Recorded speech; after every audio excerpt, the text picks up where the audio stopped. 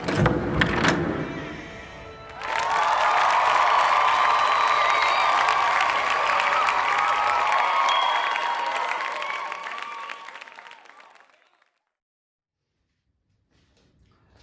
साथियों, तो आपका स्वागत है हमारे इस चैनल ईडन ऑफ एजुकेशन में।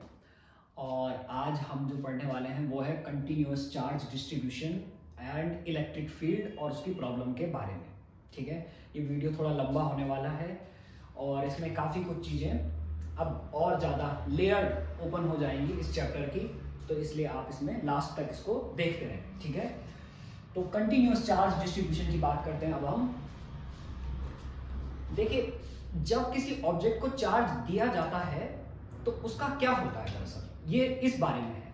यानी जैसे आपके पास एक टेबल है, यहाँ पर एक टेबल है आपके पास ये, और आपने इस टेबल पर लिक्विड ड्रॉप्स को डाल दिया है। यहाँ पे लिक्विड पानी डाल दिया है आपने यहाँ पे, तो आप देखेंगे कि वो पानी इस सरफेस पर फैल जाएगा। इस तरह से पानी आपको फैला हुआ दिख जाएगा, वो फैल जाता है।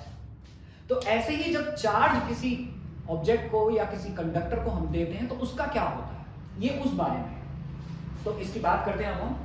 तो जैसे पानी किसी सरफेस पर फैल जाता है, वैसे ही चार्ज भी जब किसी ऑब्जेक्ट को या किसी कंडक्टर को हम देते हैं तो वो भी उसके सरफेस पर पूरी तरह से फैल जाता है। जैसे कि अगर आप एक वायर को, ये एक वायर है आपके पास और आपने इसे प्लस क्यू चार्ज दिया है अगर, तो ये प्लस क्यू चार्ज देखिए इसकी लेंथ पर इक्वली डिस्ट्रीब्यूट हो गया, एकदम यूनिफॉर्म तरीके से, देखिए इस तरह से। और इस डिस्ट्रीब्यूशन ऑफ चार्ज को ही हम कहते हैं कंटिन्यूअस चार्ज डिस्ट्रीब्यूशन और यूनिफॉर्म चार्ज डिस्ट्रीब्यूशन। यानी जब किसी कंडक्टर को चार्ज देते हैं तो वो उसके सरफेस पर या उसकी पूरी लेंथ में या उसके पूरे वॉल्यूम में यूनिफॉर्मली डिस्ट्रीब्यूट हो जाता है, इक्वली डिस्ट्रीब्यूट हो जाता है, and this phenomenon is called continuous charge distribution. ठीक है, whenever you give any amount of charge to any conductor or to any object, it uniformly distributes over the whole length, whole surface or whole volume of that conductor. This phenomena is called continuous charge distribution. तो इसके बारे में आज हमने पढ़ना है। तो ये इस तरह से continuous charge distribution काम करता है कि चार्ज किसी कंडक्टर पर पूरी तरह से यूनिफॉर्मली फैल जाता है। अब इसमें सबसे पहले आता है लीनियर चार्ज डिस्ट्रीब्यूशन।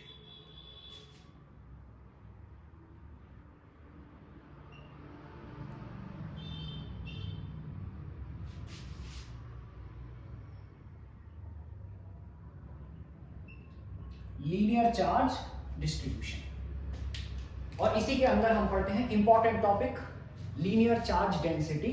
मैं इसी पे लिख देता हूं लीनियर चार्ज डेंसिटी।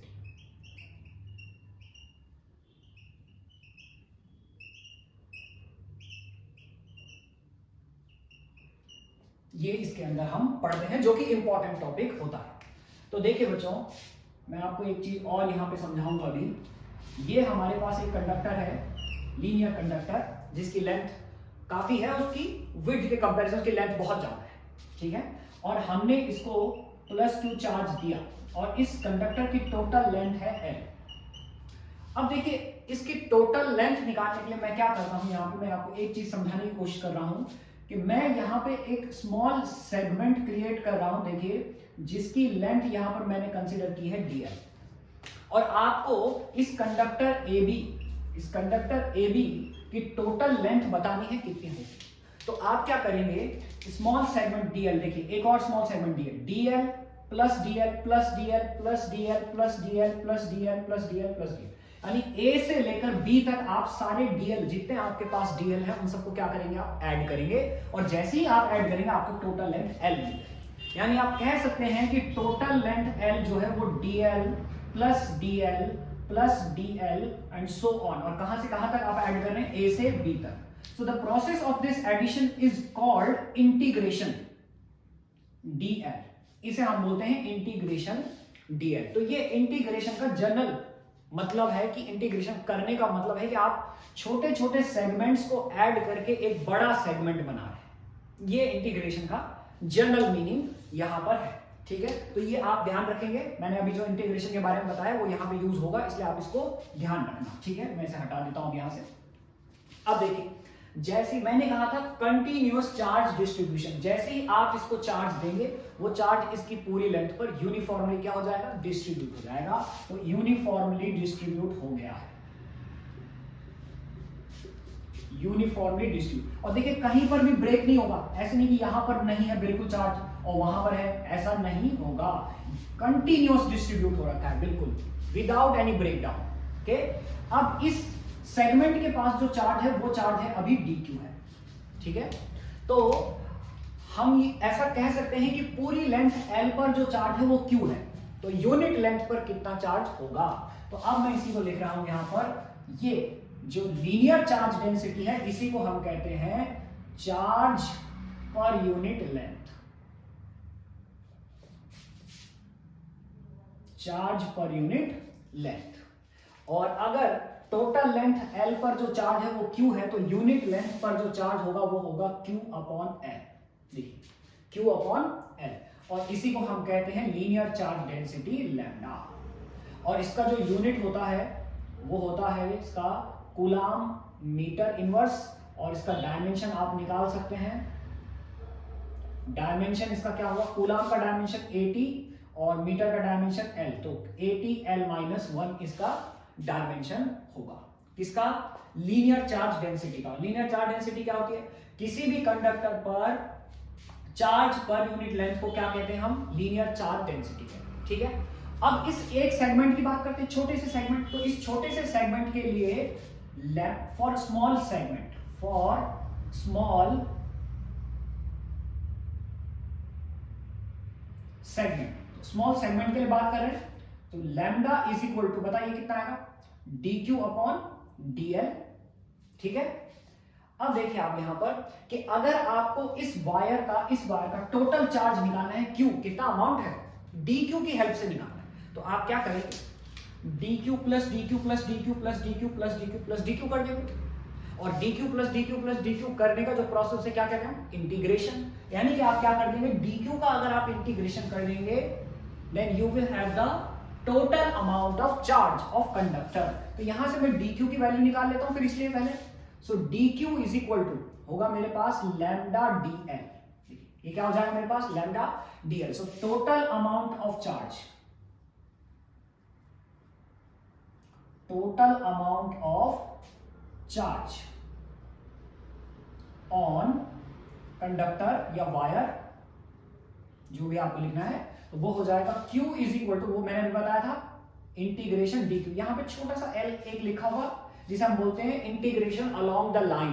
ठीक है, तो और dq की वैल्यू आप रख लीजिए, तो Q इज इक्वल टू आ जाएगा integration lambda dot dl।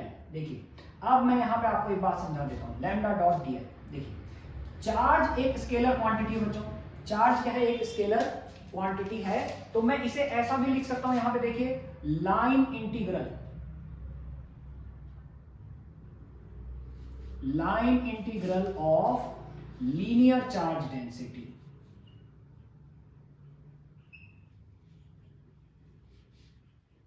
Line integral of linear charge density. तो line integral of linear charge density जो है वो इस कंडक्टर का टोटल चार्ज होगा।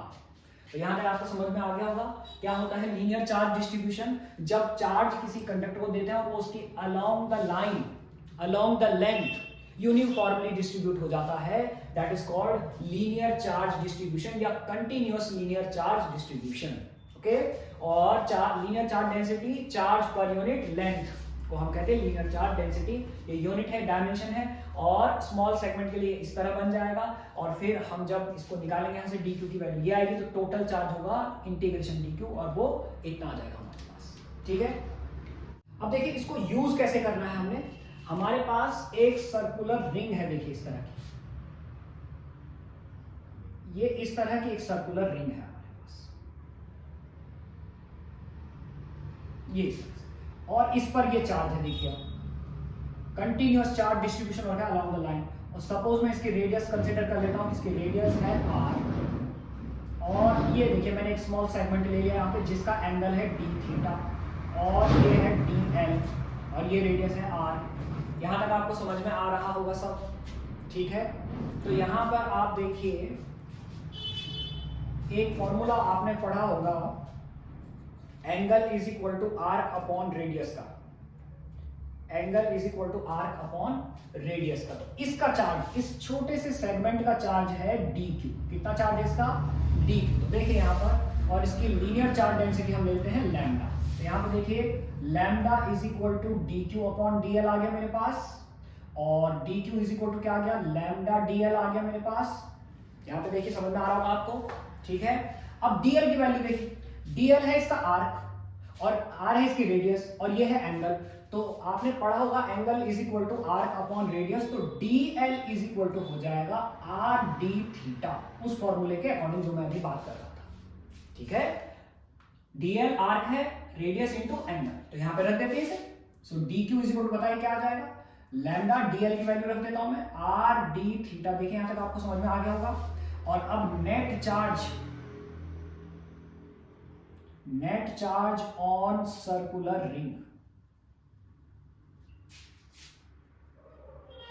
Net charge on circular ring वो क्या हो जाएगा? q is equal to integration dq, यानी कि q इज इक्वल टू हो जाएगा integration lambda r d theta. देखिए अब ये आपको कहां से कहां तक निकालना है वो आप समझ सकते हैं।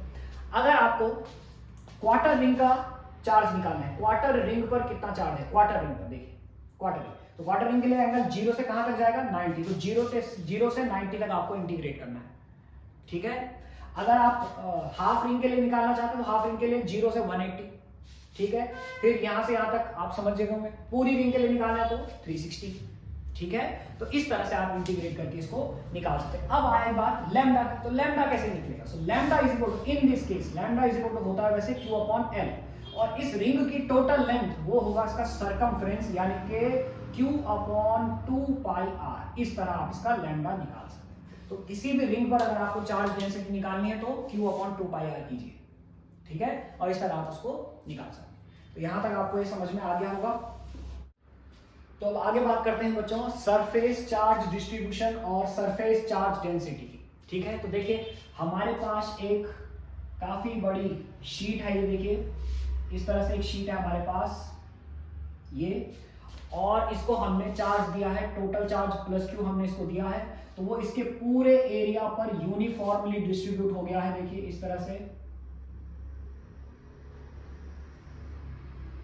ये इस तरह से देखिए पूरे एरिया पर यूनिफॉर्मली डिस्ट्रीब्यूट हो गया। तो इसको हम कहेंगे सरफेस चार्ज डिस्ट्रीब्यूशन या फिर कंटिन्यूअस सरफेस चार्ज डिस्ट्रीब्यूशन। और अब हमने यहाँ पर एक स्मॉल एरिया देखिए ले लीजिए, ये स्मॉल एरिया ले लिया है, जो कि स्मॉल एरिया है ds, और इसका जो चार्ज है वो है dq, ठीक है। आप समझ में आ रहा हो यहाँ पे, ये टोटल सरफेस एरिया s था, टोटल चार्ज q था, और ये स्मॉल है। तो अब यहाँ पर सरफेस चार्ज डेंसिटी, अगर पूरे सरफेस एरिया पर चार्ज q है तो यूनिट एरिया पर कितना चार्ज होगा, यानी कि charge per unit surface area, charge per unit surface area को क्या बोलेंगे हम? Surface charge density. तो ये डिनोट करते हैं सिग्मा से। तो सिग्मा इज इक्वल टू हमारे पास आ जाएगा q upon total surface area s, q upon total surface area s। For small segment की अगर बात करते हैं तो फॉर स्मॉल सेगमेंट की अगर बात करें तो ये हो जाएगा sigma is equal to dq upon ds, और यहां से मैं वैल्यू निकाल लेता हूं dq की, तो वो हो जाएगा सिग्मा ds। तो अब मुझे इसका नेट चार्ज निकालना है फिर से पूरी शीट का, dq plus dq plus dq plus dq, इस तरह से सारे सरफेस स्मॉल सेगमेंट का चार्ज ऐड कर देता हूं, यानी क्या कर देता हूं? Integration. So net charge of sheet वो हो जाएगा q is equal to integration dq, और यहां पर मैं स्मॉल s लिख रहा हूं, देखिए इसे हम बोलते हैं सर्फ एरिया इंटीग्रल, ठीक है। ये एरिया के रिस्पेक्ट में इंटीग्रेशन हो रहा है यहाँ पे। तो ये हो जाएगा इंटीग्रेशन सिग्मा ds, और इसे हम बोल सकते हैं सरफेस इंटीग्रल,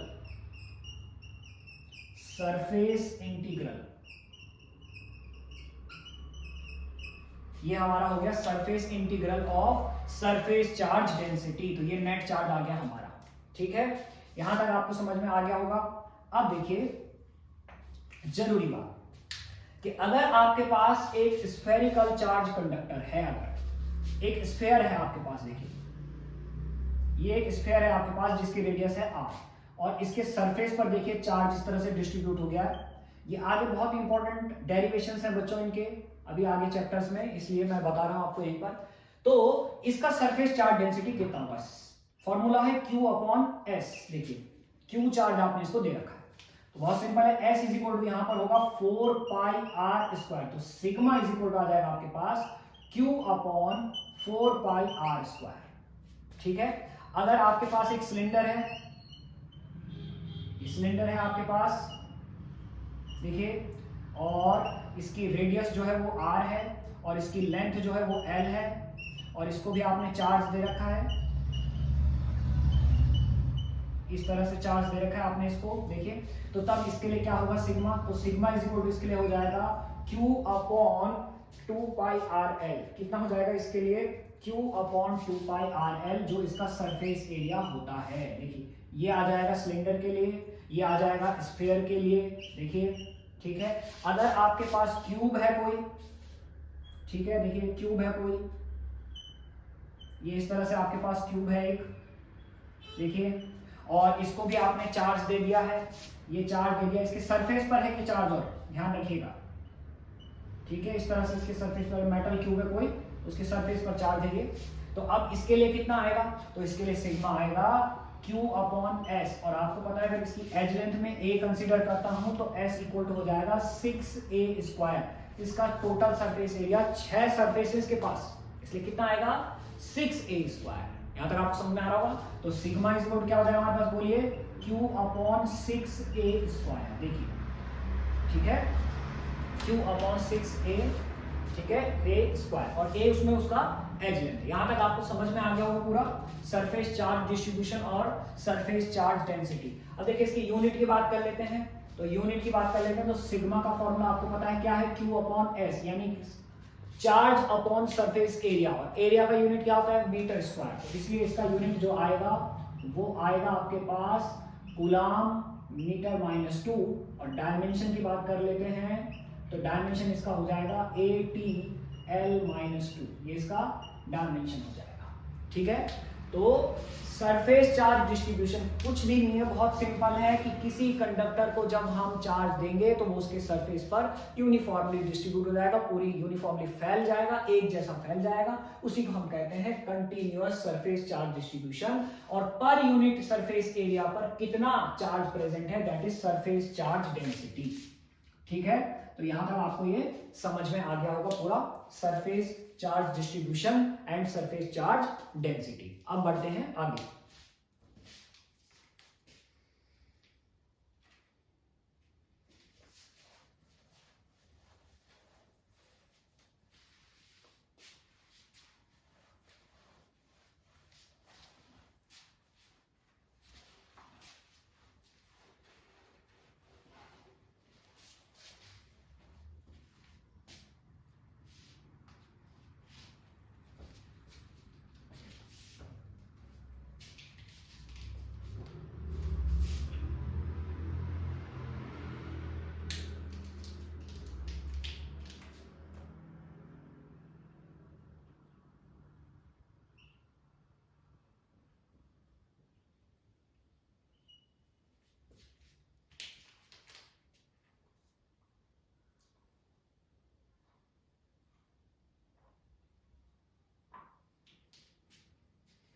चलिए बच्चों, तो अब बात करते हैं वॉल्यूम चार्ज डिस्ट्रीब्यूशन और वॉल्यूम चार्ज डेंसिटी की। देखिए मैंने सबसे पहले लेक्चर में ये बात कर रखी है कि नॉन कंडक्टर में, इंसुलेटर में जो चार्ज डेवलप होता है वो पूरी तरह से उनके वॉल्यूम में डेवलप होता है, ये आपको ध्यान रखना है।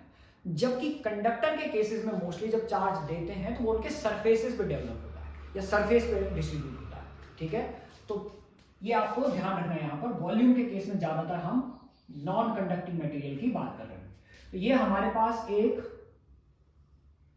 क्यूब है इस तरह से, देखिए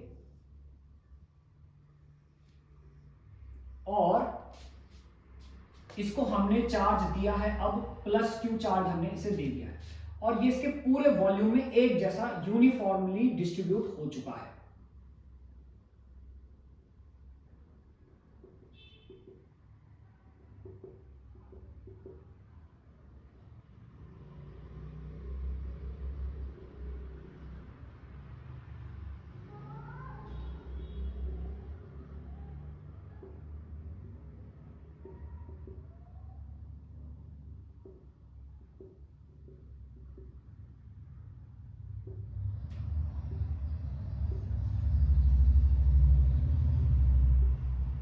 ये इस तरह से देखिए पूरे वॉल्यूम में ये यूनिफॉर्मली डिस्ट्रीब्यूट हो चुका है अब। और अब यहां पर एक स्मॉल सेगमेंट मैं कंसीडर कर रहा हूं, देखिए इस तरह से।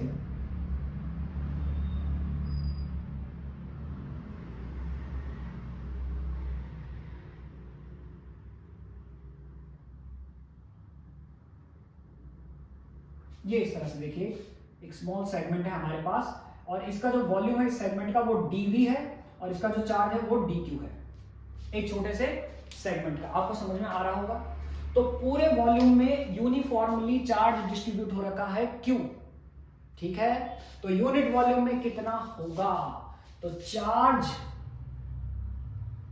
पर unit volume, per unit volume जो होगा उसे हम बोलेंगे volume charge density, rho is equal to q upon v. और यूनिट इसका हो जाएगा, अब देखिए यूनिट क्या होगा इसका, कूलाम मीटर -3, और इसका जो डायमेंशन है वो हो जाएगा ATL -3।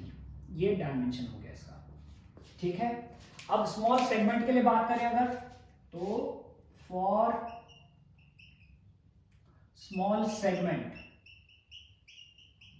अगर स्मॉल सेगमेंट के लिए बात करते हैं तो वो हो जाएगा rho is equal to dq upon dv, और यहां से मैं बात वाली वैल्यू निकाल लेता हूं dq की, तो वो हो जाएगा रो dv, ठीक है। अब देखिए फिर वही total charge of that body, तो टोटल चार्ज क्या होगा, dq plus dq plus dq plus dq plus dq। आप ऐसे ऐसे सारे छोटे सेगमेंट का चार्ज ऐड कर दीजिए, आपको टोटल चार्ज मिल जाएगा, यानी इंटीग्रेशन ऑफ dq। तो टोटल चार्ज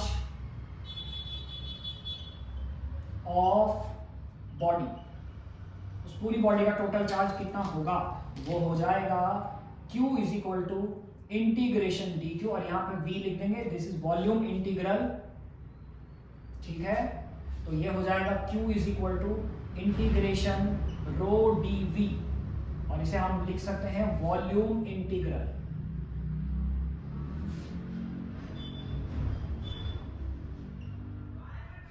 वॉल्यूम इंटीग्रल, ठीक है। तो ये वॉल्यूम चार्ज डिस्ट्रीब्यूशन है।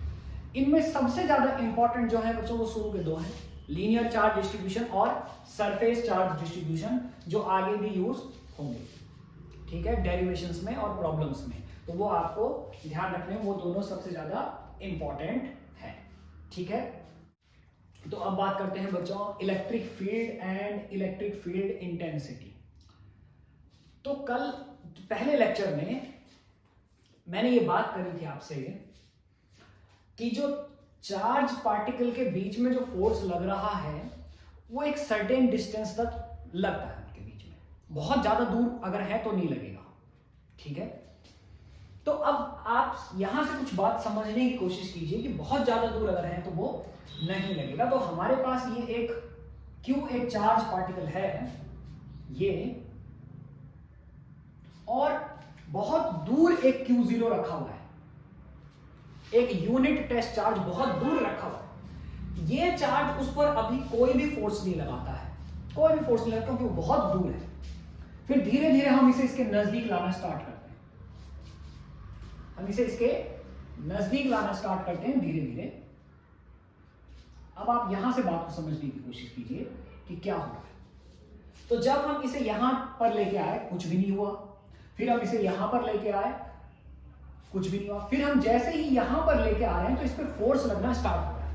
यानी इस रीजन में, इस रीजन में इससे बाहर कोई फोर्स नहीं लग रहा है उस पर, लेकिन जैसे ही यहां पर लेके आए उस पर फोर्स लगना स्टार्ट हो गया। तो इस रीजन में एक फोर्स एक्सपीरियंस कर रहा है यूनिट टेस्ट चार्ज या अदर चार्ज। तो इस चार्ज के अराउंड ये जो एरिया है जिसमें कोई other charge electrostatic force experience करते हैं, that area is called electric field. तो किसी चार्ज के अराउंड एक एरिया जिसमें कोई अदर चार्ज क्या करता है, इलेक्ट्रोस्टैटिक फोर्स एक्सपीरियंस करता है, that area is called electric field. ठीक है, अब ये इंटेंसिटी क्या चीज है, इसको समझने की कोशिश कीजिए। इंटेंसिटी देखिए, यहां पर अब मैं 3 पॉइंट कंसीडर कर रहा हूं अलग अलग। देखिए P, Q एंड R। यहां से इसकी डिस्टेंस है R1, यहां से इसकी डिस्टेंस है R2 और यहां से इसकी डिस्टेंस है R3, P की डिस्टेंस। जब आप इस Q0 को यहां पर रखेंगे तो फोर्स एट P देखिए FP इज इक्वल टू वो होगा K Q0 upon R3 square, जबकि FQ की जो वैल्यू होगी वो होगी K Q0 upon R2 square and FR की जो वैल्यू होगी वो होगी K Q0 upon R1 square. यानी कि इस चार्ज पर अलग अलग पॉइंट पर अलग अलग फोर्स लग रहा है। इसका मतलब इस फील्ड के अंदर फोर्स का इंपैक्ट अलग अलग पॉइंट पर अलग अलग है। यानी ये फील्ड अलग अलग पॉइंट पर अलग अलग काम करता है। तो ये किस पॉइंट पर कितना काम करेगा उसी को कहते हैं इंटेंसिटी। किस इंपैक्ट के साथ ये काम करेगा, कितना फोर्स ये लगाएगा। लेकिन चार्ज बदल देने से फोर्स बदल रहा है, इसलिए चार्ज को कर लेते हैं 1 कूलम। चार्ज को क्या कर लेते हैं, 1 कूलम कर लेते हैं। तो अब हम कहते हैं force per unit charge, force per unit charge at any point in the electric field, force per unit charge at any point in the electric field is defined as the electric field intensity at that point or intensity of electric field। तो किसी point per unit charge पर जितना force लगेगा उस point पर वो force electric field intensity होगा। ठीक है, तो अब ऐसा करते हैं कि ये पॉइंट्स हटा देते हैं यहां से और यहां पर हम सिर्फ एक पॉइंट रखते हैं और वो पॉइंट है P और उसकी यहां से जो डिस्टेंस है वो है R। तो P पॉइंट पर जो फोर्स है उसको अगर मैं बात करूं, force at P on Q0 वो हो जाएगा F is equal to K Q0 upon R square. यहां से यहां तक डिस्टेंस कितनी हो गई, R। और तो अगर हम अब निकालें फोर्स पर यूनिट चार्ज, और force per unit charge at P को हम बोलेंगे electric field intensity. Electric field intensity at P, यानी P पर अगर आपको इलेक्ट्रिक फील्ड की इंटेंसिटी निकालनी है तो आप क्या निकालिए, force per unit charge at P। तो F चार्ज कहां पर लग रहा है, P पर लग रहा है। तो यूनिट Q0 चार्ज पर F फोर्स लग रहा है, तो यूनिट चार्ज पर कितना फोर्स लगेगा, E is equal to F upon Q0। देखिए, तो ये आ गया हमारे पास इंटेंसिटी ऑफ इलेक्ट्रिक फील्ड का फॉर्मूला। और यूनिट इसका क्या हो जाएगा, न्यूटन पर कूलम। न्यूटन पर कूलम ये इसका यूनिट हो जाएगा। अगर आपको उसका डायमेंशन निकालना है तो डायमेंशन निकालने के लिए क्या करेंगे, न्यूटन का dimension mlt-2 divide by AT, और ये पूरा डायमेंशन अब आ गया है mlt-3a-1। ये इलेक्ट्रिक फील्ड इंटेंसिटी का डायमेंशन आ गया है और ये उसका फॉर्मूला है, ये उसका यूनिट है। तो basic formula electric field intensity का सबसे basic formula force per unit charge, force upon charge है, सबसे बेसिक फॉर्मूला। ठीक है, तो अब ऐसा करते हैं, फोर्स की वैल्यू तो हमने निकाल ही रखी है, F इज इक्वल टू वहां देख लीजिए। तो अब हम निकाल लेते हैं E is equal to E की वैल्यू। देखिए, ठीक है, इलेक्ट्रिक फील्ड मैं यहां पे लिख रहा हूं बल्कि कुछ, इलेक्ट्रिक फील्ड एट P या एट डिस्टेंस R। अब इसको हम इस तरह से कन्वर्ट करेंगे, eight distance R due to plus Q charge की वजह से R डिस्टेंस पर कितना इलेक्ट्रिक फील्ड इंटेंसिटी होगा। मैं अब इलेक्ट्रिक फील्ड इंटेंसिटी पूरा ना लिख के बच्चों, अब आगे इलेक्ट्रिक फील्ड का मतलब ही इलेक्ट्रिक फील्ड इंटेंसिटी होता है, ये आप ध्यान रखिए अब, ठीक है। तो E is equal to formula है F अपॉन Q0, क्योंकि R डिस्टेंस पर जो पॉइंट है वो P है और P पर फोर्स F है। F अपॉन Q0 के Q0 upon R square upon Q0, तो Q0 से Q0 कैंसिल हो जाएगा, सो E इज इक्वल टू आ गया के Q अपॉन R स्क्वायर। देखिए यानी कि अब K की वैल्यू तो आपको पता ही है, K इज इक्वल टू क्या होता है बच्चों, 1 अपॉन 4 पाई एप्सिलॉन नॉट। तो यहां पर E का वैल्यू कितना आ जाएगा बताइए मुझे, E इज इक्वल टू मेरे पास अब आ जाएगा 1 upon 4 pi epsilon naught Q upon R square. ये आ गया E की वैल्यू। Q चार्ज की वजह से R डिस्टेंस पर इतना इलेक्ट्रिक फील्ड जनरेट होता है। Q चार्ज की वजह से R डिस्टेंस पर कितना इलेक्ट्रिक फील्ड जनरेट होता है बच्चों, इतना। ये फॉर्मूला आपको याद रखना है आप। This is electric field due to a point charge at any distance. Electric field due to a point charge at any distance R, आपको ये यूज करना है। सपोज कि आपसे कहा जा रहा है कि एक अल्फा पार्टिकल है, यहां पर एक अल्फा पार्टिकल है और इससे 10 सेंटीमीटर डिस्टेंस पर कितना इलेक्ट्रिक फील्ड जनरेट होगा। अल्फा पार्टिकल की वजह से 10 सेंटीमीटर डिस्टेंस पर कितना फील्ड जनरेट होगा, कोई दिक्कत वाली बात नहीं है। E is equal to formula है 1 upon 4 pi epsilon naught Q upon R square. देखिए तो R की वैल्यू आपको दे रखी है क्वेश्चन में 10 सेंटीमीटर, यानी 10 into 10 raise to the power -2, और Q की वैल्यू हो जाएगा चार्ज ऑफ अल्फा पार्टिकल जो कि होता है कितना, 2 into 1.6 into 10 raise to the power -19, proton के चार्ज का डबल या इलेक्ट्रॉन के चार्ज का डबल और पॉजिटिव। तो इसको यहां रख दीजिए। E इज इक्वल टू, इसकी वैल्यू आपको पता है कितनी होती है बच्चों, 9 into 10 raise to the power 9 into Q की वैल्यू आ जाएगा 2, 1.6 10 raise to power -19 divide by 10 into 10 raise to power -2, और इसका कर देंगे हम स्क्वायर। बस अब आप इसे सॉल्व कर लीजिए, E की वैल्यू आ गई आपको, ठीक है। तो इस तरह का क्वेश्चन देखिए इसमें बनता है, और ये फॉर्मूला है हमारा। ये फॉर्मूला क्या है, electric field due to a point charge at any distance R, ये फॉर्मूला ये है, ठीक है। और जब कोई ये कहे कि कोई चार्ज, कोई अल्फा पार्टिकल, अब आप मेरी बात समझने की कोशिश कीजिए मैं क्या कह रहा हूं, अब मैंने बात बदल दी है। कोई अल्फा पार्टिकल इलेक्ट्रिक फील्ड के अंदर, कोई अल्फा पार्टिकल, देखिए यहां पे पॉइंट कंसीडर कर लिया मैंने 10 सेंटीमीटर डिस्टेंस पर, यहां अल्फा पार्टिकल रख दिया है। कोई अल्फा पार्टिकल इलेक्ट्रिक फील्ड के अंदर 5 न्यूटन फोर्स रियलाइज करता है 10 सेंटीमीटर डिस्टेंस पर। What is the value of electric field intensity, ठीक है। Any alpha particle experiences 5 Newton force at distance 10 centimetre from the charge.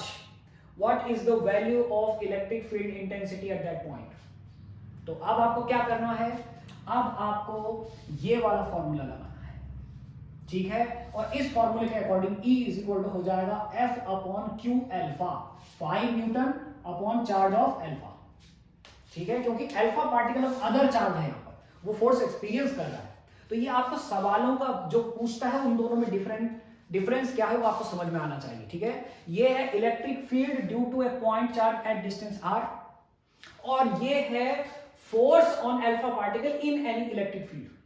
तो दोनों पे आपको समझ जाना चाहिए, तो दोनों से आपको कैसे यूज करना है उस तरह से।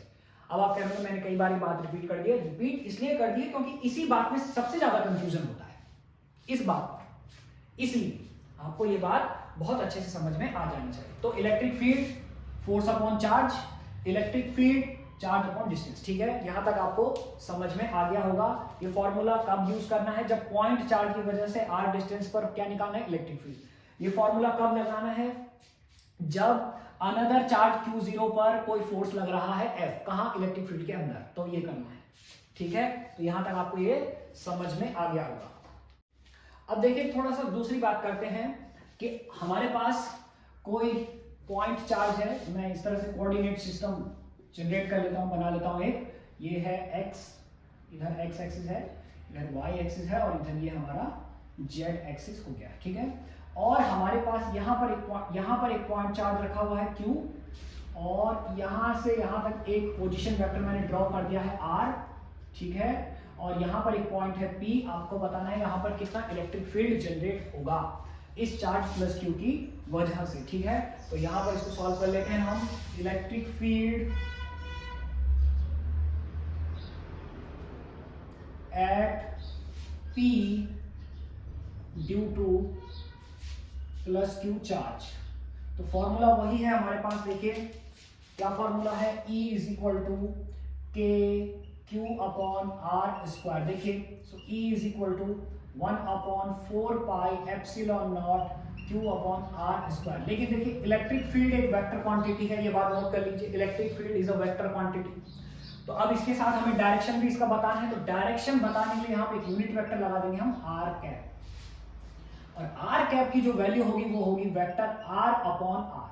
तो अब आप इसे ऐसे भी लिख सकते हैं, E is equal to 1/4 pi epsilon naught Q upon R cube R. तो आप इसको ऐसा भी लिख सकते हैं, ऐसा भी लिख सकते हैं, ठीक है, जिसमें आप ज्यादा कंफर्टेबल हैं आप उसी के अकॉर्डिंग इसे कर सकते हैं। देख लीजिए यहां तक, ठीक है, तो ये वेक्टर फॉर्म में इलेक्ट्रिक फील्ड हमारे पास आ जाएगा।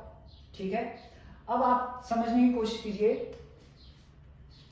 कि यहां पर प्लस Q का जो इलेक्ट्रिक फील्ड होता है वो आउटवर्ड होता है, उससे बाहर की तरफ होता है, दूर होता है, अवे फ्रॉम प्लस Q। ठीक है, जबकि माइनस Q के लिए वो उसी की तरफ होगा। अगर यहां पे मैं माइनस Q चार्ज रखता हूं तो इलेक्ट्रिक फील्ड इस तरफ आएगा। ये आपको ध्यान रखना है यहां पर, ठीक है, फोर्स के डायरेक्शन के अकॉर्डिंग। अब इसमें आगे बात करते हैं बच्चों प्रिंसिपल ऑफ सुपरपोजिशन की। इसमें भी वो होता है क्योंकि इलेक्ट्रिक फील्ड वेक्टर क्वांटिटी है, इसलिए प्रिंसिपल ऑफ सुपरपोजिशन यहां पर भी आएगा। तो अब यहां पर देखिए आप, दो चार्ज है मेरे पास, एक है Q1 और एक है Q2, और यहां पर एक पॉइंट है P। तो देखिए अब आप समझने की कोशिश कीजिए कि इसकी वजह से यहां पर जो इलेक्ट्रिक फील्ड आएगा वो इस तरफ आ गया है E1, और इसकी वजह से जो इलेक्ट्रिक फील्ड है वो इस तरफ आ गया है E2, और यहां पे मैं ये एंगल डिनोट कर देता हूं theta. So net electric field कितना होगा, तो मैं यहीं पर लिख रहा हूं इसको principle of superposition.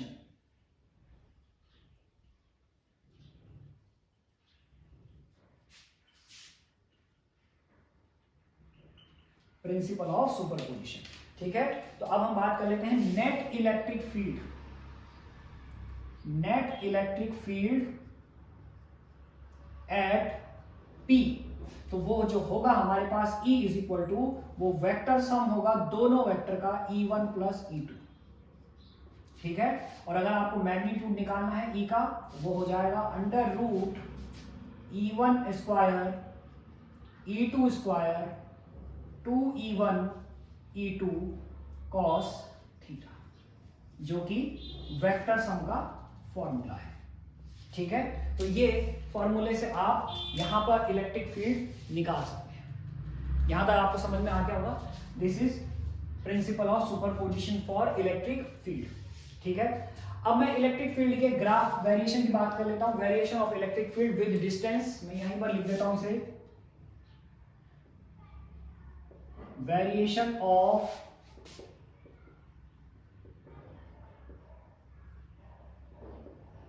Electric field with distance, इसकी बात करते हैं अब हम। तो कोई दिक्कत वाली बात नहीं है। देखिए अपॉन में आर स्क्वायर है, इसलिए डिस्टेंस इंक्रीज होने के साथ इलेक्ट्रिक फील्ड डिक्रीज होगा और इस तरह से डिक्रीज होगा, ठीक है। ये ग्राफ आ गया हमारा इलेक्ट्रिक फील्ड और डिस्टेंस का ग्राफ, ये हमारे पास है। अगर इलेक्ट्रिक फील्ड और चार्ज में ग्राफ बनाना हो तो इलेक्ट्रिक फील्ड और चार्ज में जो ग्राफ बनेगा वो इस तरह का ग्राफ बनेगा, अगर आप इलेक्ट्रिक फील्ड और चार्ज में ग्राफ बनाना चाहते हैं तो, ठीक है। क्योंकि यहाँ पर इसकी पावर 1 है और इसकी भी पावर 1 है, इसलिए ऐसा स्ट्रेट लाइन ग्राफ आपको मिलेगा। जैसे जैसे आप चार्ज बढ़ाएंगे इलेक्ट्रिक फील्ड भी बढ़ता जाएगा, जैसे जैसे आप डिस्टेंस बढ़ाएंगे इलेक्ट्रिक फील्ड कम होता चला जाएगा, ठीक है। तो अब बात करते हैं बच्चों प्रॉब्लम्स ऑफ इलेक्ट्रिक फील्ड की। तो इलेक्ट्रिक फील्ड से रिलेटेड बहुत सारी प्रॉब्लम्स होती हैं, जैसे कूलॉम्स लॉ से रिलेटेड बहुत सारी प्रॉब्लम्स थी, है ना। देखा था आपने कितनी सारी प्रॉब्लम्स थी, और कूलॉम्स लॉ तो कितना छोटा होता है। तो ऐसे ही इलेक्ट्रिक फील्ड से रिलेटेड भी बहुत सारी प्रॉब्लम्स होती हैं, ठीक है। तो मैं डेरिवेशन की बात नहीं कर रहा हूँ बच्चों, डेरिवेशन तो अलग है, जिनमें हम इलेक्ट्रिक फील्ड फाइंड करते हैं वो अलग चीज है, मैं वैसी प्रॉब्लम्स की बात कर रहा हूँ जिनकी बात सीधा सवालों में होती है, कि सवाल ही आ जाएगा आपके पास, क्वेश्चंस आ जाएंगे सीधा, तो मैं उनकी बात कर रहा हूँ, ठीक है। तो अब हम बात करते हैं प्रॉब्लम्स ऑफ इलेक्ट्रिक फील्ड की।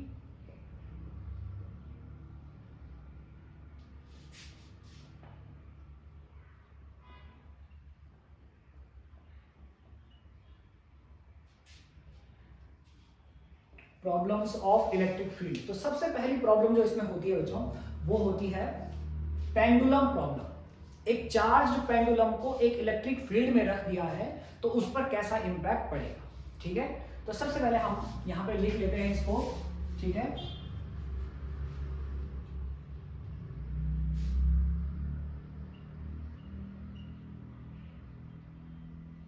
Pendulum problem.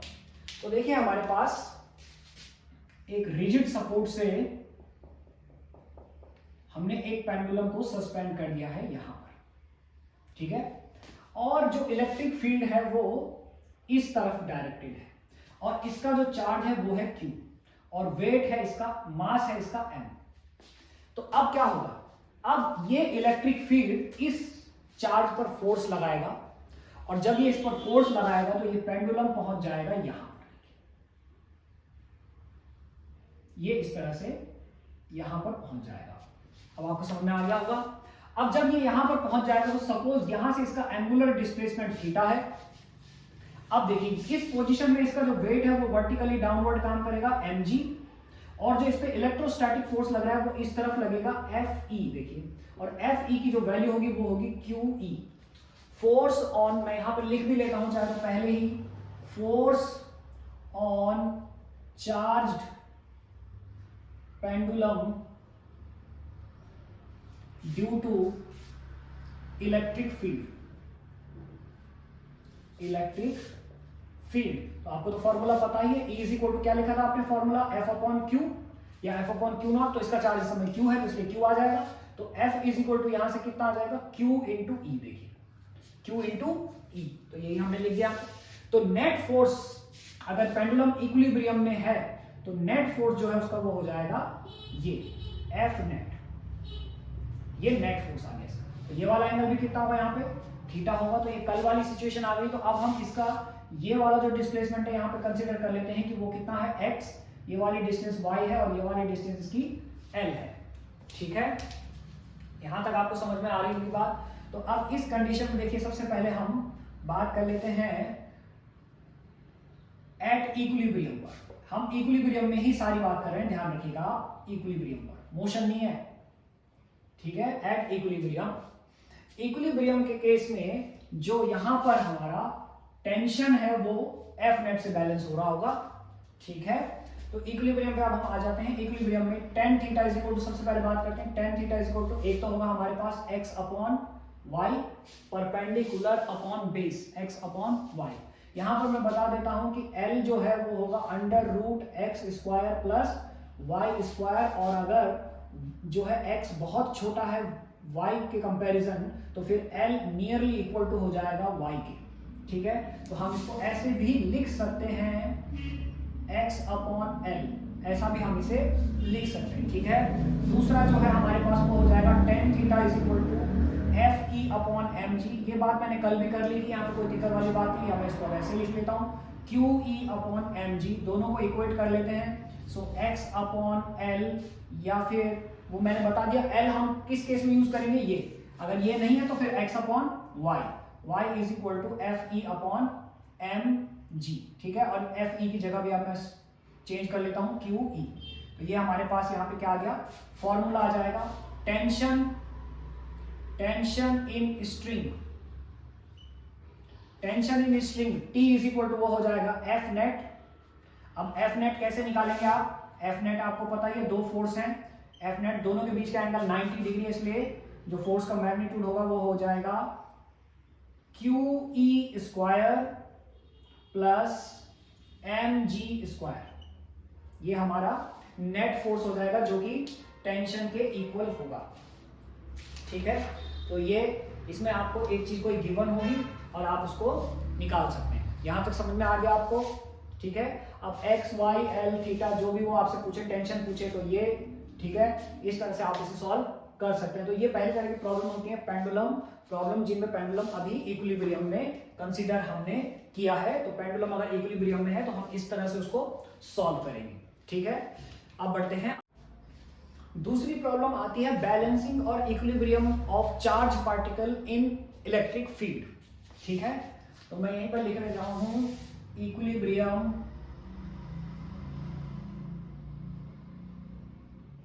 Of charged particle या फिर बॉडी। तो यहां पर हमारे पास एक प्लेट ये ऊपर है और एक प्लेट ये नीचे है। दोनों प्लेट्स पर चार्ज है। इस वाली प्लेट पर जो चार्ज है वो पॉजिटिव है और इस वाली प्लेट पर जो चार्ज है वो नेगेटिव है। ठीक है, तो यहां पर जो इलेक्ट्रिक फील्ड होगा वो वर्टिकली अपवर्ड होगा। ये आ गया हमारे पास डायरेक्शन ऑफ इलेक्ट्रिक फील्ड, वो ऊपर की तरफ होगा, पॉजिटिव से नेगेटिव की तरफ, क्योंकि मैंने कहा था पॉजिटिव से दूर होता है और नेगेटिव की तरफ होता है। ठीक है, अब यहां पर हमने एक चार्ज्ड स्फेरिकल बॉडी रखी हुई है जिसकी रेडियस है स्मॉल r और इसकी जो डेंसिटी है वो है रो। इसकी डेंसिटी, मैटर डेंसिटी इसकी रो है और इसका जो चार्ज है वो है +q और इसका जो वेट है वो है m, मास इसका m है। तो अब इसका जो वेट है वो नीचे की तरफ काम करेगा mg, तो वो उसको नीचे खींच के लाएगा, उसको नीचे खींच के ले जा रहा है। प्लेट पॉजिटिव चार्ज प्लेट की तरफ लेके जा रहा है। ठीक है, तो क्या होता है, पॉजिटिव चार्ज या इलेक्ट्रिक फील्ड में इस चार्ज पर एक फोर्स लगता है जिसे हम बोलते हैं इलेक्ट्रोस्टैटिक फोर्स Fe। इसकी वैल्यू है QE और ये उसको ऊपर लेके जाए। तो अगर ये इक्विलिब्रियम में है तो इक्विलिब्रियम की कंडीशन में QE = mg होगा। ठीक है, सो इक्विलिब्रियम की कंडीशन में एट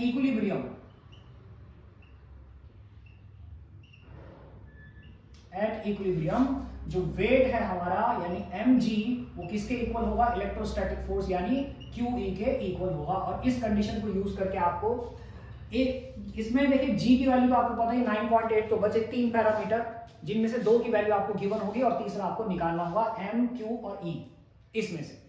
ठीक है, अब इसमें एक और बात कई बार आ जाती है, मैंने डेंसिटी का रोल यहाँ पे लिखा हुआ है रो। ठीक है, तो मैं इसको इंक्लूड कर देता हूं कि डेंसिटी ऑफ पार्टिकल जो है वो कितनी है, रो है और उसका जो रेडियस है वो भी मैंने लिखा हुआ है वहां पर, देख लीजिए रेडियस उसका है r। तो जो उसका वॉल्यूम है, वॉल्यूम वो मैं निकाल लेता हूं वॉल्यूम, क्योंकि वो स्फेरिकल है इसलिए उसका वॉल्यूम होगा 4/3 πr³ और डेंसिटी इसकी रो है। तो मास इज इक्वल टू हो जाएगा rho into 4/3 πr³ density into volume. और अब इसको यहां रख दें अगर हम, so rho into 4/3 πr³ is equal to QE into g भी यहां पे साथ में आएगा, स्मॉल g, ये मैंने आगे लिख दिया है यहाँ पे। तो अब इस तरह से आप इसकी डेंसिटी भी निकाल सकते हैं और चाहे तो आप रेडियस भी निकाल सकते हैं।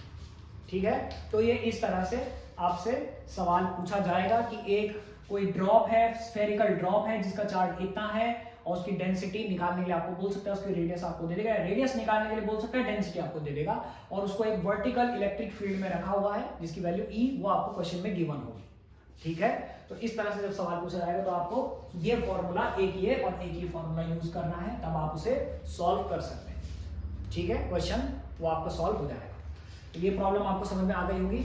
अब बढ़ते हैं आगे नेक्स्ट प्रॉब्लम की तरफ। नेक्स्ट प्रॉब्लम ये है बच्चों कि अगर कोई बहुत लाइट वेट पेंडुलम एक वर्टिकली डाउनवर्ड इलेक्ट्रिक फील्ड में रखा हुआ है तो उसका मोशन, उसका एक्सेलरेशन, उसका पीरियोडिक टाइम, उसकी फ्रीक्वेंसी कैसे निकाली जाए। ठीक है, तो ये हमारे पास एक रिजिड सपोर्ट है कोई, और इस रिजिड सपोर्ट से हमने एक पेंडुलम को यहां पे सस्पेंड कर दिया है इस तरह से। और जो इलेक्ट्रिक फील्ड है हमारा, इलेक्ट्रिक फील्ड वो वर्टिकली डाउनवर्ड ही लग रहा है, इसकी लेंथ L है। तो देखिए जब ये मोशन करेगा तो मोशन करते टाइम ये इस तरह से मोशन करेगा और ये पहुंच गया है यहां पर, देखिए। ठीक है, अब देखिए इसका चार्ज सपोज Q है, लाइट वेट है, ये बहुत ज्यादा लाइट वेट, मैं पहले बता दूं कितना बहुत ज्यादा लाइट वेट है। तो इस पर जो फोर्स लगेगा, देखिए यहां पर लगेगा QE डाउनवर्ड और यहां पर भी जो है QE डाउनवर्ड हो जाएगा, QE डाउनवर्ड आ गया है। और अब इसको यहां से हटा देते हैं, इसको थोड़ा सा और बड़ा वेक्टर बना देता हूं मैं ताकि आपको क्लियरली ये दिख जाए। F is equal to Q E, नीचे की तरफ लग रहा है, देखिए E इलेक्ट्रिक फील्ड है, Q इसका चार्ज है, इसके वेट का रोल अभी हमने हटा दिया, वेट को हम अभी हटा के रख रहे हैं साइड, ठीक है। अभी हम सिर्फ क्यू ई की वजह से बात कर रहे हैं, क्यू ई की वजह से। तो यहाँ पर इसके दो कंपोनेंट बनेंगे, एक कंपोनेंट ये बनेगा इसका इधर और एक कंपोनेंट इसका ये बनेगा इधर, ठीक है। देखिए तो ये हो जाएगा यहाँ पर, ये वाला एंगल अगर थीटा, इसका एंगुलर डिस्प्लेसमेंट थीटा है, अभी मोशन के टाइम पर किसी टाइम पर ये यहाँ है, तो ये वाला एंगल भी कितना हो यहाँ पे थीटा, तो तब ये हो जाएगा क्यू ई कॉस थीटा, ये वाला कंपोनेंट, और ये हो जाएगा क्यू ई साइन थीटा। दो कंपोनेंट बना दिए मैंने, देख लीजिए आपको समझ में आ रहा होगा, ठीक है। और अब टेंशन जो है यहाँ पे हो जाएगा टी, ठीक है। तो इस कंडीशन, तो यहाँ पे मैं लिख रहा हूं मोशन ऑफ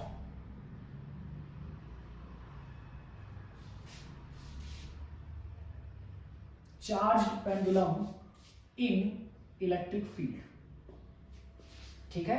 तो अब हमें इसे समझना है।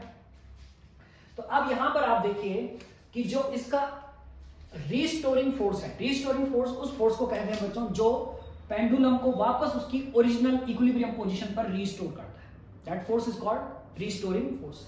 तो यहां पर क्यू ई साइन थीटा उसको वापस लेके आएगा अपनी पोजीशन ओ पर, यहां ओ पर, ये ए है और ये एस मैंने यहां पे लिख दिया, ठीक है। तो ए से उसको वापस लाने वाला, ओ की तरफ लाने वाला जो फोर्स है वो क्यू ई साइन थीटा है, क्योंकि क्यू ई कॉस थीटा उसको टेंशन प्रोवाइड करता है। तो यहां सबसे पहली बात जो यहां पर है, tension in the string, tension in the string जो है वो T इज इक्वल टू यहां पर होगा क्यू ई कॉस थीटा। अब मैं यहां पर एक बात आपको और बता देता हूं, अगर वेट भी आप इंक्लूड कर रहे हैं तो यहां पे एक और वेक्टर आ जाएगा mg, और फिर mg cos theta mg sin theta, तो इसके साथ भी ऐड हो जाएगा mg cos थीटा qe के साथ, qe cos theta plus mg cos theta, then net tension, ठीक है। फिलहाल हमने वेट को साइड रखा हुआ है कि वेट अभी साइड में पड़ा है, सिर्फ इलेक्ट्रिक फील्ड की बात हम कर रहे हैं, ठीक है। अब आ जाइए साहब यहां पे रीस्टोरिंग फोर्स, रीस्टोरिंग फोर्स वो होगा हमारा F is equal to Q E sine theta, ठीक है। Q E sine theta, minus मैंने यूज कर दिया है, आपको पता ही है माइनस क्यों कर रहे हैं, ठीक है। पेंडुलम उधर जा रहा है, फोर्स इधर लग रहा है, इसलिए माइनस साइन हम यहां पे यूज कर रहे हैं, ठीक है। अब देखिए आप फॉर स्मॉल एंगल, तो ये बात आपको बहुत ज्यादा ध्यान रखनी है कि अगर एंगल बहुत ज्यादा स्मॉल हो जाए, अगर एंगल बहुत ज्यादा स्मॉल हो जाए, उस कंडीशन में जो ट्रिग्नोमेट्रिक रेशियो होता है, trigonometric function sine theta cos theta tan theta, उनकी वैल्यू नियरली इक्वल टू हो जाती है थीटा के, और sine theta is equal to होता है परपेंडिकुलर अपॉन हाइपोटेन्यूज। तो सपोज कि ये वाली जो डिस्टेंस है वो x है, कितनी है x, यानी उसका लीनियर डिस्प्लेसमेंट x है, तो ये हो जाएगा x upon l, x upon l, theta is equal to x upon l। आप इसको ऐसे समझ सकते हैं आर्क अपॉन रेडियस से, ठीक है। तो अब इसको यहां रख देते हैं, तो F इज इक्वल टू ये आ जाएगा आपके पास, बताइए क्या, माइनस क्यू ई एक्स अपॉन एल, ये हमारा आ गया रीस्टोरिंग फोर्स। यहां तक आपको समझ में आ रही होगी बात, ठीक है। अब अगर इस पेंडुलम का मास कितना है m, वेट हमने अभी साइड रखा हुआ है, ठीक है, हम सिर्फ इलेक्ट्रोस्टैटिक की बात कर रहे हैं। सो एक्सेलरेशन ऑफ पेंडुलम, तो acceleration of pendulum a is equal हो जाएगा f अपॉन m, यानी ये हो जाएगा हमारे पास माइनस क्यू ई upon M L into X. यहां तक आपको समझ में आ रहा होगा। अब SHM में आपने पढ़ा था, मैं इसको यहां पे लाइन बना देता हूं, for simple harmonic motion, SHM of pendulum, क्योंकि पेंडुलम का जो मोशन होता है वो सिंपल हार्मोनिक मोशन होता है। तो simple harmonic motion of pendulum के लिए जो a होता था वो होता था minus omega square x, minus omega square x. यहां तक आपको समझ में आ रहा होगा, ये 11th क्लास का टॉपिक है, ठीक है। तो अब देखिए आप समझने की बात जो है वो ये है कि 11th का टॉपिक पेंडुलम, और कहां उसे जोड़ दिया है इलेक्ट्रोस्टैट के साथ। बस कॉम्पिटिटिव एग्जाम को क्रैक करने का यही सबसे बेस्ट तरीका है कि अगर आप ये चीज समझ जाए कि क्लास 11th का टॉपिक पेंडुलम को इलेक्ट्रोस्टैट में जोड़ दिया, ऐसे ही बहुत सारे जो मैकेनिकल प्रोसेसेस हैं, क्लास 11 में जो मैकेनिकल कॉन्सेप्ट हमने पढ़े हैं बहुत सारे, उनको इलेक्ट्रोस्टैट के साथ जोड़ देते हैं, मैग्नेटिज्म के साथ जोड़ देते हैं, करंट इलेक्ट्रिसिटी के साथ जोड़ देते हैं, और पूरी फिजिक्स के जो सवाल बनते हैं वो ज्यादातर इसी कॉन्सेप्ट में बनते हैं। क्यों? क्योंकि टॉपिक बहुत ज्यादा है, बहुत ज्यादा टॉपिक है। अगर हर एक टॉपिक से इंडिविजुअल सवाल बनाए तो इतने सवाल एक कॉम्पिटिटिव एग्जाम के पेपर में बनाए नहीं जा सकते हैं। फिजिक्स के सवाल ही इतने ज्यादा होंगे कि टोटल सवालों से ज्यादा हो जाएंगे। इसलिए क्या करते हैं, 5-6 कॉन्सेप्ट को जोड़कर एक सवाल बना देते हैं। अब अगर कोई बच्चा टैलेंटेड है, पढ़ने वाला है, उसने पढ़ा है, तो वो समझ जाएगा कि क्या करना है। इसलिए आप ये चीजों को बहुत ध्यान से करिए कि कॉन्सेप्ट को कैसे जोड़ना है। ये आपको सीखना है। कॉम्पिटिटिव एग्जाम क्रैक अगर आपको करना है तो ये आपको सबसे पहले सीखना होगा। तो यहां पर आ जाइए, a is equal to minus omega square x. तो हमारे पास a की वैल्यू क्या है, ये है। तो दोनों इक्वेशन को आप क्या करना है, हमें कंपेयर करना है। So minus omega square X is equal to minus Q E upon M L X. तो देखिए यहां से omega square is equal to आ जाएगा क्यू ई अपॉन एम एल। तो ये हमारे पास एंगुलर वेलोसिटी की वैल्यू आ गई है, या एंगुलर फ्रीक्वेंसी ओमेगा की वैल्यू हम यहां से निकाल सकते हैं, under root Q E upon M. अब देखिए t इज इक्वल टू होता था 2 pi upon omega. So omega की वैल्यू यहां रख देते हैं। तो t इज इक्वल टू हमारे पास क्या आ जाएगा बताइए, t इज इक्वल टू हमारे पास आ जाएगा 2 pi under root m l upon q. ये हमारे पास वैल्यू आ गई है पीरियोडिक टाइम की। यानी इलेक्ट्रिक फील्ड के इन्फ्लुएंस में जो इसका पीरियोडिक टाइम है वो इस तरह चेंज होगा, इस वजह से, ठीक है। और फ्रीक्वेंसी इसकी क्या हो जाएगी, frequency f is equal to वो होता है 2 pi upon omega, sorry omega upon 2 pi. Frequency की वैल्यू ओमेगा अपॉन 2 पाई, यानी कि 1 upon 2 pi under root Q E upon m. ये हमारा आ गया फ्रीक्वेंसी। तो इलेक्ट्रिक फील्ड के इन्फ्लुएंस में जो पीरियोडिक टाइम और फ्रीक्वेंसी ऑफ पेंडुलम है वो ये है, इलेक्ट्रिक फील्ड के इन्फ्लुएंस में। यहां तक आपको समझ में आ गई बात। अब मैं आपको फिर से एक बात बता देता हूं कि अगर आप वेट को यहां पे इंक्लूड करते हैं तो वेट के लिए यहां पे देखिए एक और वेक्टर मुझे इंक्लूड करना पड़ जाएगा mg, और फिर एक और वेक्टर यहां भी इंक्लूड करना पड़ जाएगा mg cos थीटा, और फिर एक और वेक्टर यहां भी इंक्लूड करना पड़ जाएगा mg sin थीटा। तो बस कुछ नहीं होगा, t इज इक्वल टू हो जाएगा क्यू ई cos theta plus mg cos theta, और f इज इक्वल हो जाएगा माइनस क्यू ई sin theta minus mg sin theta. तो यहां पर आप देख लीजिए, आप क्यू ई प्लस mg भी साथ में आ जाएगा उसके, और x अपॉन l। तो इस तरह फिर ये बन जाएगा, ठीक है। तो यहां पर क्यू ई के साथ में फिर प्लस mg सब जगह आ जाएगा अपने आप, ठीक है। अगर आप वेट को क्या करते हैं, इंक्लूड करते हैं, तो नहीं करते तो फिर ये, ठीक है। तो यहां तक आपको ये समझ में आ गया होगा पूरी तरह से पेंडुलम प्रॉब्लम। अब वो आपको कोई एक वैल्यू देगा, कुछ भी, आप इलेक्ट्रिक फील्ड की वैल्यू दे देगा, चार्ज की वैल्यू दे देगा कि अल्फा पार्टिकल के इक्वल इसका चार्ज है, या कोई भी चार्ज है सर्टेन लेंथ इसकी दे देगा, और फिर बोलेगा इसकी फ्रीक्वेंसी आप बता दीजिए कितना होगा, पीरियोडिक टाइम आप बता दीजिए कितना होगा। तो बस आपको सीधा सीधा यहाँ वैल्यूज रखनी है और निकालनी। लेकिन याद रखिए, आप बहुत सारे फॉर्मूले याद नहीं रख सकते, इसलिए आप कॉन्सेप्ट को मर्ज करना सीखें ताकि आपको फॉर्मूले भी बनाने आ जाए जब आपको जरूरत पड़े, ठीक है बच्चों। तो अब बढ़ते हैं आगे। तो अब आते हैं बच्चों कुछ हम ज्योमेट्रिकल प्रॉब्लम्स पर, जिसमें प्रिंसिपल ऑफ सुपरपोजिशन यूज होता है, उनकी बात करते हैं इलेक्ट्रिक फील्ड की, ठीक है। ज्योमेट्रिकल प्रॉब्लम्स, तो सबसे पहले प्रॉब्लम वही स्क्वायर प्रॉब्लम जैसे हमने कूलॉम लॉ के लिए करी थी, Q plus Q plus Q plus Q, और सेंटर पे आपको इलेक्ट्रिक फील्ड बताना है, तो आप समझ ही गए होंगे इलेक्ट्रिक फील्ड कितना होगा, 0, क्योंकि A B C D और EA is equal to EB होगा, इज इक्वल टू EC होगा, इज इक्वल टू ED होगा, क्योंकि चार्ज और डिस्टेंस सेम होते हैं स्क्वायर के केस में, इसलिए E net is equal to EA minus EC plus EB minus ED, और ओवरऑल आ जाएगा 0। तो यहां पे आंसर हमारा क्या आ गया है, 0, ठीक है। अगर आपको यहां कोई इस तरह का ट्राइंगल मिलता है, वैसे मैंने अभी आपको ये बता दिया था, देखिए ये हमारे पास एक इक्विलैटरल ट्राइंगल है, यहाँ पे 2 चार्ज मैंने रखे हुए हैं, 2 एजेस पर Q1 और Q2, सिर्फ 2 कॉर्नर पर, और तीसरे कॉर्नर पर हमें बताना है कितना इलेक्ट्रिक फील्ड डेवलप होगा। तो इसकी वजह से इलेक्ट्रिक फील्ड आ गया E2 और इसकी वजह से इलेक्ट्रिक फील्ड आ गया E1। ये वाला एंगल थीटा तो ये वाला एंगल भी थीटा, तो E नेट कितना हो जाएगा बोलिए? E net under root E1 square E2 square 2E1 E2 cos theta.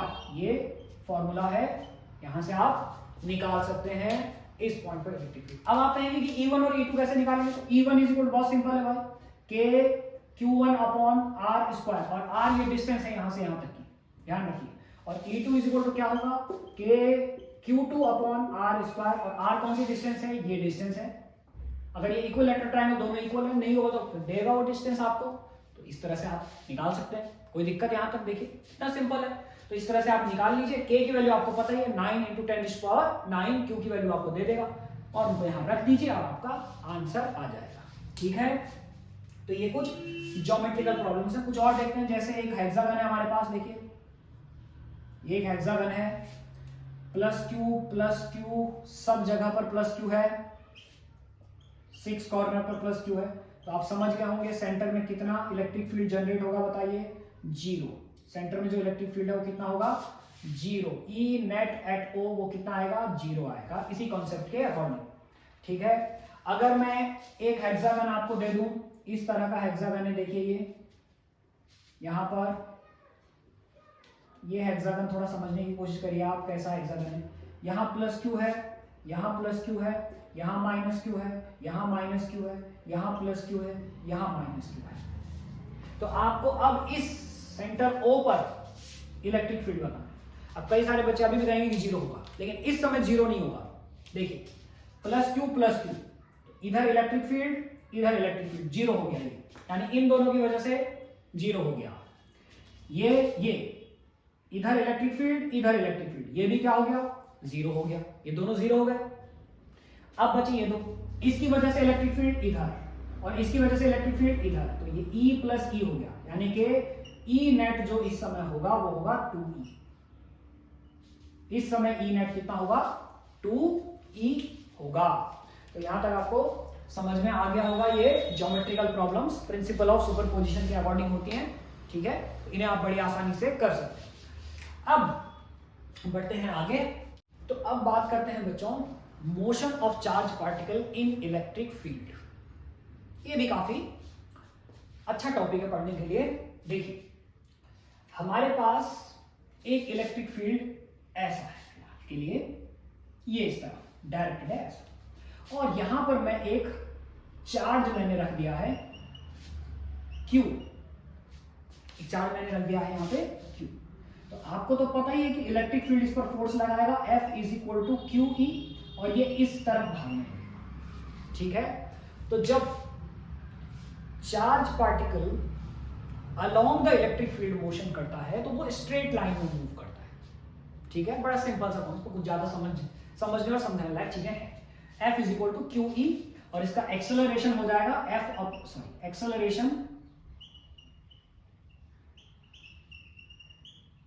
इसका एक्सेलरेशन हो जाएगा A = F/m, अगर इसका मास क्या है ये, तो ये हो जाएगा QE अपॉन, बताइए, m। और अगर आप इसको ये रेस्ट में रखा हुआ था तो U + AT आप कर लेंगे। यहां से यहां तक डिस्टेंस सपोज मैं कंसीडर कर लेता हूं, कितनी है? L है अगर। ठीक है, ये इलेक्ट्रिक फील्ड है E, और यहां से यहां तक डिस्टेंस कितनी है? L है। तो U की वैल्यू यहां पे 0 आ जाएगी। V = QE अपॉन m हो जाएगा इंटू T हो जाएगा। यहां तक आप समझ रहे होंगे बात को। ठीक है, इस तरह से टाइम आप यहां पे निकाल सकते हैं। टाइम = आप कैसे निकाल सकते हैं? S = UT + ½ AT स्क्वायर से आप टाइम निकाल सकते हैं।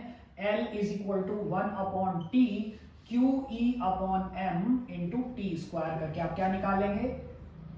बताइए। टाइम को आप यहां रख दीजिए, इसकी L डिस्टेंस के बाद आपको वेलोसिटी मिल जाएगी। और ये स्ट्रेट लाइन मोशन है। मोशन किसकी वजह से हो रहा है? Force due to electric field की वजह से। ठीक है, बहुत सिंपल, इसमें कुछ ज्यादा आपको करना है नहीं।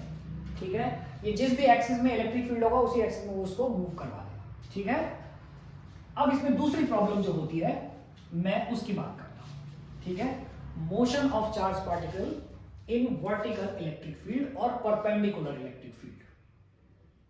उसकी मैं बात करता हूं। Motion of charge particle in electric field.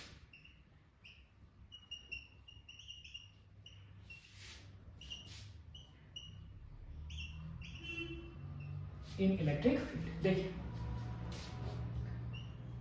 हमारे पास फिर से ये दो प्लेट्स हैं कोई, ठीक है, और इन प्लेट्स की डिस्टेंस को मैं कंसीडर कर लेता हूं कि वो L है फिलहाल। और यहां देखिए, इस पर नेगेटिव चार्ज है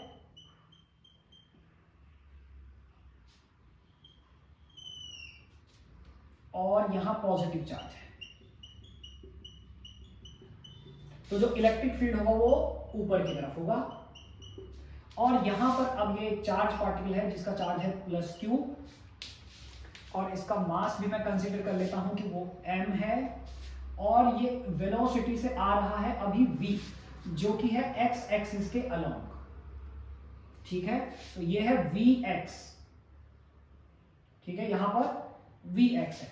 और अब जब ये आगे जाता है तो इसका पाथ जो है वो इस तरह से ये मुड़ जाता है, ठीक है, यहां। और यहां पर इसकी वेलोसिटी है ये v, जिसके दो कंपोनेंट में बना लेता हूं, एक vx और एक vy, ठीक है, ठीक है। ये v जो है इसकी वेलोसिटी अभी है जो कि ux के बराबर होगी। uy यहां पर 0 है, इसके पास कोई uy नहीं, ठीक है। ये बात आपको समझ में आ गई है, यहां तक आ जानी चाहिए आपको बात कि एक वर्टिकल इलेक्ट्रिक फील्ड में एक चार्ज पार्टिकल जिसका चार्ज +q है, मास m है, वो v वेलोसिटी से अलोंग x एक्सिस मूव करता है, यानी उसकी जो वेलोसिटी है वो x एक्सिस के अलोंग है, यानी v = ux है। और अब इसका पाथ जो है कुछ इस तरह बदलता है, और ये इस पॉइंट पर आकर यहां पर देखिए, इसकी वेलोसिटी, फाइनल वेलोसिटी इसकी जो v है उसके दो कंपोनेंट यहां पे बनेंगे, vx और vx। चाहे तो मैं इसको यहां पे कुछ और लिख लेता हूं, vf मैं लिख देता हूं इसे, फाइनल वेलोसिटी vf, इनिशियल इसकी v थी, ठीक है। तो सबसे पहले आप देखिए कि जो फोर्स है वो लग रहा है अलोंग y एक्सिस, ठीक है। तो मैं यहां पे लिख रहा हूं electrostatic force acting along y axis, ठीक है, और फोर्स अलोंग x एक्सिस वो है 0। x एक्सिस में कोई फोर्स नहीं लग रहा है, सिर्फ y एक्सिस के अराउंड फोर्स लग रहा है। तो अब लिख लेते हैं यहां पे Fy = QE, कितना फोर्स लग रहा है उस पर, QE। तो अब आ जाते हैं एक्सेलरेशन अलोंग y एक्सिस, बताइए कितना होगा, Ay = Fy/m, यानी कि QE/m। और एक्सेलरेशन अलोंग x एक्सिस, बताइए कितना होगा, Ax = 0, Ax = 0 हो जाएगा। यहां पे समझ में आ गई होगी बात आपको। तो अब अलोंग x एक्सिस के अलोंग बात कर रहे हैं अभी हम, अलोंग x एक्सिस v = होता है u + at, देखिए, और ux x एक्सिस में बात करें तो यहां पर मैं x लिख देता हूं, ux = 0 है और ax = भी क्या है, 0 है, ठीक है। एक्सेलरेशन वहां कुछ होगा ही नहीं, ठीक है। तो जो हमारे पास ux = v है, वहां पर मैं गलत बोल गया, यहां पे ux = v है। तो जो हमारे पास vx है उसकी वैल्यू क्या आएगी, v आएगी, vx = v होगा। यहां तक आपको बात समझ में आ गई होगी, ठीक है। अब अगर आप इक्वेशन यूज करते हैं सेकंड, जो कि है x, ठीक है, x डिस्प्लेसमेंट की जो इक्वेशन है, x = वो हो जाएगा uxt + 1/2 axt²। ये बात देख लीजिए आप, ax = अगेन 0 है, तो यहां पे आप रख लीजिए x = vt, यहां से टाइम = आपके पास आ जाएगा v/x, सॉरी x/v, x/v आ गया आपके पास टाइम, ठीक है। ये हमने किसके अलोंग बात की अभी, मोशन अलोंग x एक्सिस। अब हम y एक्सिस में बात करते हैं, अलोंग y एक्सिस, ठीक है। तो y एक्सिस में आ जाते हैं हम, y is equal to u y t plus 1/2 a y t square. देखिए यू वाई की जो वैल्यू है वो 0 है, क्योंकि इस पॉइंट पर इस पार्टिकल के पास y एक्सिस के अलोंग कोई वेलोसिटी नहीं है, इसलिए 0 है। तो यहां वैल्यू आ जाएगी हमारे पास y is equal to 1/2 a y t square. अब इस इक्वेशन में हम t और ए वाई की वैल्यू को पुट करेंगे इस इक्वेशन में। तो पुट करते हैं हम, ठीक है। तो जब हम पुट करेंगे तो हमारे पास आ जाएगा y is equal to 1/2 a y की वैल्यू मैं रख देता हूं, जो कि है QE/n, ये ए वाई की वैल्यू है, और t की वैल्यू भी मैं रख देता हूं जो कि है x/v, और ये हो गया स्क्वायर। तो यहां हमारे पास आ जाएगा y is equal to 1/2 QE/m v square into x square. तो ये जो इक्वेशन है बच्चों, ये y is equal to ax square यानी कि पैराबोला की इक्वेशन से मैच होती है, इसलिए जो ट्रेजेक्ट्री या जो पाथ ऑफ चार्ज पार्टिकल है वो पैराबोलिक होगा, ठीक है। तो जब भी कोई charge particle vertical electric field में मोशन करता है तो उस समय उसका जो पाथ होगा वो पैराबोलिक होगा। यहां तक आपको समझ में आ गया होगा, ठीक है, कोई दिक्कत वाली बात नहीं। तो अब हम यहां पे कर देते हैं if x equal to l, यानी वो l डिस्टेंस ट्रेवल कर चुका है। So y is equal to 1/2 QE/mv square into l square, ये हो जाएगा, ठीक है। आपको vy की वैल्यू चाहिए तो vy इज इक्वल टू हो जाएगा, देखिए क्या, uy प्लस at, t की वैल्यू आपके पास है यहां से, ठीक है। तो आप यहां से vy निकाल सकते हैं, vy इज इक्वल टू क्या हो जाएगा, ay इंटू टी, यानी कि ये हो जाएगा QE/m इंटू x/v, या फिर आप l/v भी यूज कर सकते हैं। तो ओवरऑल मैं यहाँ पे लिख रहा हूँ vy इज इक्वल टू, अगर x इक्वल टू l है तो QE/mv इंटू l, ये आपके पास vy की वैल्यू आ गई। तो final velocity of charge particle of Q, तो फाइनल वेलोसिटी जब वो उस पॉइंट पर पहुंच जाएगा वहां फाइनल वेलोसिटी उसकी कितनी होगी, तो वो हो जाएगा vf is equal to under root vy square plus vx square. अब देखिए vx यहां पर हमने निकाल रखा है, जो vx है वो v के इक्वल ही रहेगा, क्योंकि यहां पर आप देख लीजिए, तो इस इक्वेशन के अकॉर्डिंग जब आप सॉल्व करेंगे इसे, तो जो फाइनल वेलोसिटी है वो vx में कोई चेंज आएगा ही नहीं, क्योंकि वहां कोई एक्सेलरेशन है ही नहीं। तो जो यहां पर v है वही वहां पर भी v रहेगा, vx इक्वल टू v ही रहेगा वहां पर, ठीक है। तो अब इस तरह से, और vy की वैल्यू आप यहां से निकाल लीजिए, तो उसको रखकर आप क्या निकाल सकते हैं, उसकी फाइनल वेलोसिटी आप निकाल सकते हैं। तो इस तरह का मोशन चार्ज पार्टिकल का होता है परपेंडिकुलर इलेक्ट्रिक फील्ड में। अब यहां पर देखिए कई बार ये पूछ लेता है कि प्रोटॉन और इलेक्ट्रॉन, तो अगर पॉजिटिव चार्ज है तो इलेक्ट्रिक फील्ड इस तरह से मुड़ जाएगा, और अगर ये नेगेटिव चार्ज होता तो फिर ये इस तरह से मुड़ जाता, और अगर न्यूट्रल होता तो ये सीधा निकल जाता, ठीक है। तो प्रोटॉन, इलेक्ट्रॉन और न्यूट्रॉन की ट्रेजेक्टरी अगर आपको बनानी हो, प्रोटॉन, न्यूट्रॉन और इलेक्ट्रॉन, तो प्रोटॉन ऊपर की तरफ निकल जाएगा, इलेक्ट्रॉन सीधा निकल जाएगा, और न्यूट्रॉन सीधा निकल जाएगा और इलेक्ट्रॉन नीचे की तरफ आ जाएगा, और वर्टिकल इलेक्ट्रिक फील्ड ऐसा है, ठीक है। तो यहां तक आपको समझ में आ गया होगा। तो ये है बच्चों इलेक्ट्रिक फील्ड और प्रॉब्लम्स ऑफ इलेक्ट्रिक फील्ड, इससे रिलेटेड होती हैं, ठीक है। तो यहां तक आपको समझ में आ गया होगा। Thank you so much for watching this video. अब मिलेंगे अगले लेक्चर में, ठीक है, चलिए।